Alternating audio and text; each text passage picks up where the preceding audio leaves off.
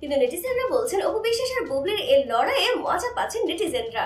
তারা কতক্ষণ বুবলিকে সাপোর্ট করছেন, কতক্ষণ তারা অপু বিশ্বাসকে সাপোর্ট করছেন। আর অপু বিশ্বাসের ভক্তরা জবাব দিচ্ছেন বুবলির ভক্তদের, আর বুবলির ভক্তরা জবাব দিচ্ছেন অপু বিশ্বাসের ভক্তদের। আর এই অপু বিশ্বাস আর বুবলির লড়াইয়ের মাঝে উড়াল দিয়েছেন শাকিব খান। তিনি গেছেন তার নেক্সট মুভির শুটিং এ। তিনি কোনো কথাতেই কান দেন না, কারণ তিনি জানেন এই দুইজনই আজীবনই মনে হয় তাকে নিয়ে লড়বেন। আর নতুন খবর এটাই বলছে যে খুব দ্রুতই নাকি বিয়ের পিড়িতে বসতে যাচ্ছেন শাকিব খান।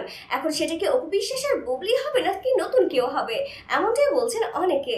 অনেক শাকিবিয়ানরাই বলছে শাকিব খান ঠিকমতো সংসার করেনি, কারণ অপু বিশ্বাস বা বুবলি কারোর সাথে ঠিকমতো সংসার করেনি শাকিব খান। তাই এই দুই ছেলের বাবা আবারও বিয়ের পিড়িতে বসে একেবারে সংসারে মনোযোগী হবেন, এমনটি আশা করছে অনেকে।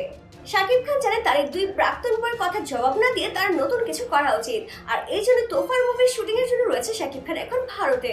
আর এই তুফান মুভিটি রিলিজ হবে খুবই শীঘ্রই। এর সাথে রয়েছে শাকিবের দরদ মুভি। আর এই দরদ মুভিটি হচ্ছে প্যান ইন্ডিয়ান মুভি, শাকিবের প্রথম প্যান ইন্ডিয়ান মুভি এই ছবিটি। আর এখানে অনন্য মামুন বলছেন সালমান খান শাহরুখ খানের ঊর্ধ্বে শাকিব খান। তিনি যেমন তার লুক চেঞ্জ করতে পারে খুব দ্রুতই, তেমনি সে সুপার ডুপার ফিট এবং তার অ্যাক্টিংও দুর্দান্ত। আর শাকিবের এই দরদ মুভির প্রোমো দেখানো হবে বুর্জ খলিফাতে। তো সবকিছু মিলে বলাই যায় শাকিব খান তার ছবি নিয়ে অনেক বেশি ব্যস্ত, কারণ তার দুই প্রাক্তনের কথা শোনার একদমই সময় নেই তার। তো ডিয়ার ভিউয়ার্স, অনেকেই রাখছেন রাজকুমার মুভিকে আগে, অনেকেই রাখছেন প্রিয়তমাকে। তো আপনার মতে কোন ছবিটি শাকিবের বেস্ট, রাজকুমার নাকি প্রিয়তমা? অবশ্যই তা কমেন্টস করে জানাবেন।